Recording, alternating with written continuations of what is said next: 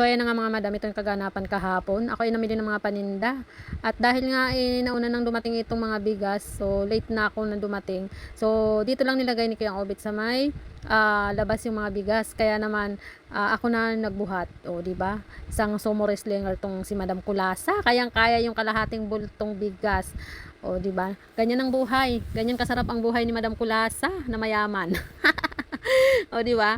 Napakagaan lang kung titignan pero sobrang bigat niyan mga madam. Napakabigat talaga. Tinitiis ko lang kasi wala naman talagang ibang magbubuhat niyan kundi ako. Dahil yung anak ko ay nasa school pa, ay uulan na baka mabasa dito sa labas kaya naman ipinasok ko na. So, ayan, inayos ko nga lang yan doon sa loob.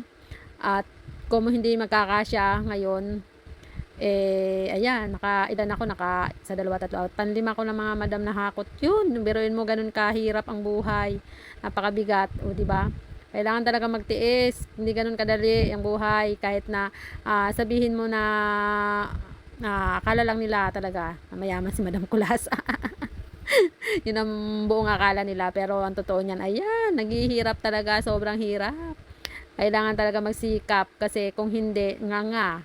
O, di ba, nag-iisip ng kung ano-ano si Madam Kulasa kasi nga yung may natira pa, hindi ko alam kung saan ko ilalagay. Kaya naman, ayun, dito naman talaga dati ang lagayan ko ng bigas sa may gilid na yan. Yan ko nilalagay ng salasalansan kasi taas ng rep. So, inalis ko nga lang nakalagay dyan kasi dyan ko na ilalagay kasi masyado nang masikip dun sa gawing loob. Nandun pa yung mga karton na may mga laman pa kaya naisipan ko dyan ko na lang ilagay uli. So, ayan.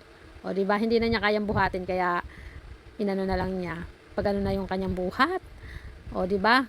Hanggang sa ihinga na lang talaga siya diyan dahil naubos na yung lakas niya. Pero mo mula sa bayan nag-drive siya tapos nagpahinga lang ng konti. Ayan, kailangan kong ipasok sa loob yan gawa ng uulan nga.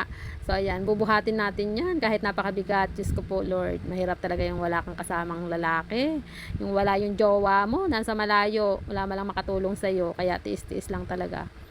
So ayan guys, ayan, pagkatapos naman yan ay okay na. So ito lang muna yung aking inayos.